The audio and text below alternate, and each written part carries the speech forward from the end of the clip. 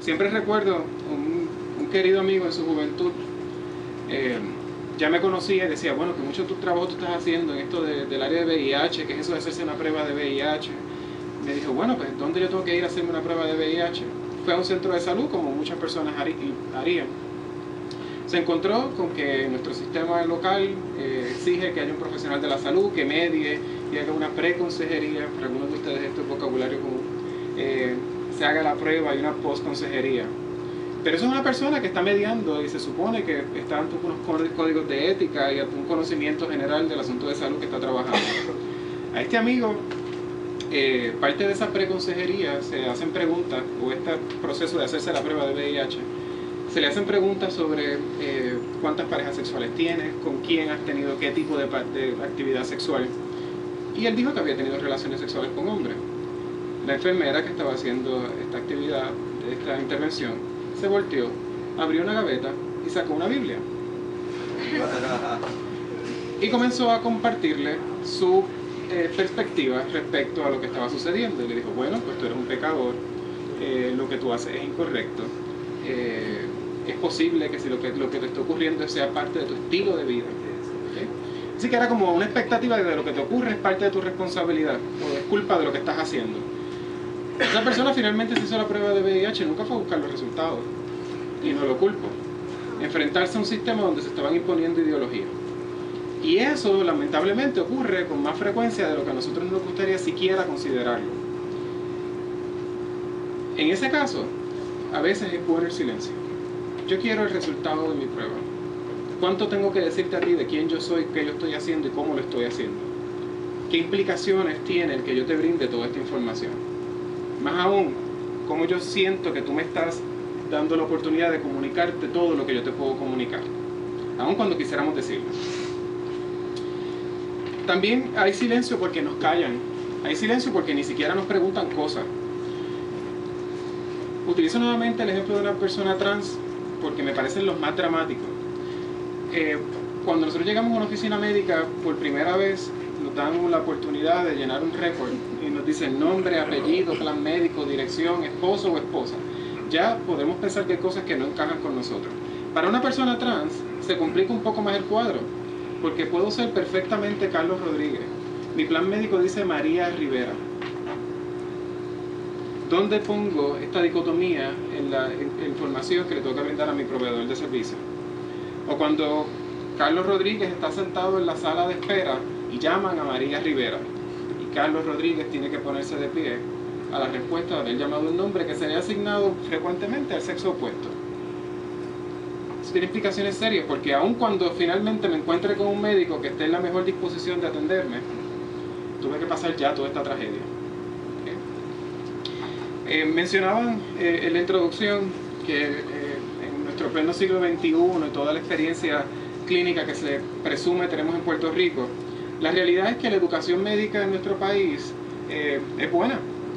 Menos de 3 horas, de 4 años que tienen de educación médica la mayoría de nuestros médicos, 3 horas están dedicadas al estudio de la diversidad. Y es diversidad en su amplia definición. Eso a veces nos incluye a nosotros. A veces. Me acompaña acá una colega que hemos tratado de que ese a veces sea casi siempre. Pero son 3 horas en 4 años. ¿Cuánto podemos lograr con eso? Así que en términos de preparación, no es que le hablen de cómo considerar hacer un cernimiento o una pregunta adecuadamente a personas que tienen prácticas sexuales, vamos a llamarle diferentes, pero que son iguales que la de todo el mundo, o que tienen unos asuntos relacionados a su salud que se deben atender de forma particular. Más allá, también hemos estado ante una educación médica y de cuidado de salud que se guía por las guías. Hay guías de tratamiento para esto y hay guías de tratamiento para lo otro. No hay guía de tratamiento para nada que nos afecte a nosotros, excepto algunas movidas particulares de algunas instituciones o grupos que ya nos brindan guías de tratamiento para cáncer de seno entre mujeres lesbianas.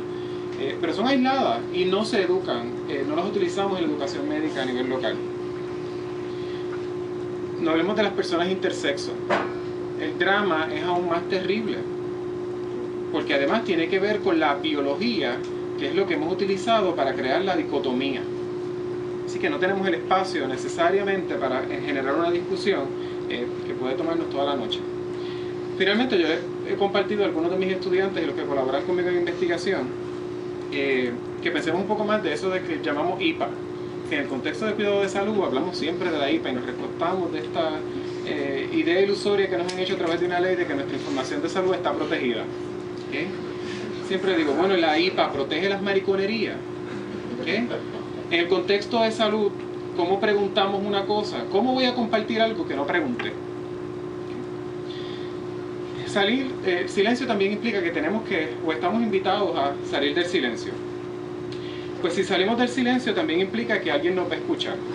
Y entonces debemos reconocer que para salir del silencio es mejor saber qué es lo que tenemos que decir.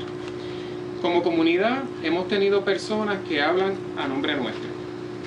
A nivel individual, conocemos tan poco de lo que somos, de nosotros, o simplemente no sabemos cómo referirnos a lo que somos, que respondemos a la misma norma social. Y es que la misma norma social nos dice que no tenemos que explicar mucho de nosotros. Y de esto ya amplió el doctor Toro. En el contexto de salir del silencio, también se nos exige más. Pienso en una pareja de lesbianas que desean desarrollar una familia y tener hijas o hijos.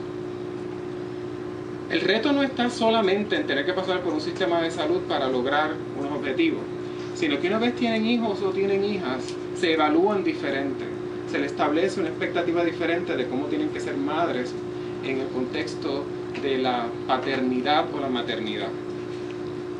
Así que salimos del silencio y asumimos la responsabilidad.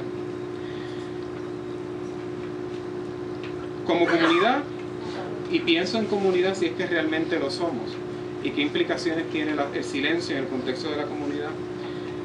Como ya bien dije, tenemos personas hablando a nombre nuestro.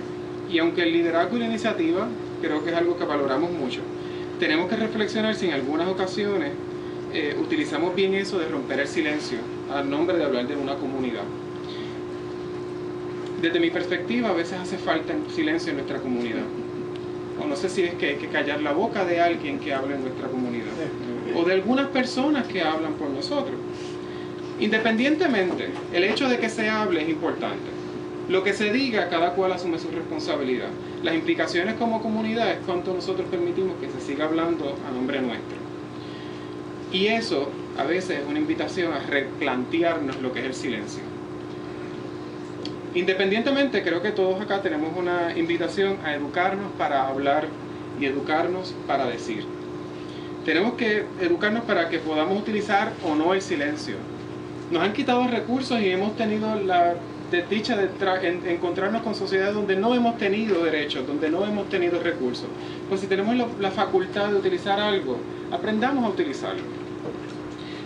Tenemos que aprender a comunicarnos mejor. Y bueno, yo podría hablar un rato de cómo comunicarnos mejor con nuestros proveedores de servicios de salud, pero eso no es la intención de este conversatorio. Es que vamos a debatir un poco sobre eso y si es necesario hacerlo, cuándo es que hay que hacerlo y si estoy seguro de que sé lo que puedo comunicarle al que me va a cuidar.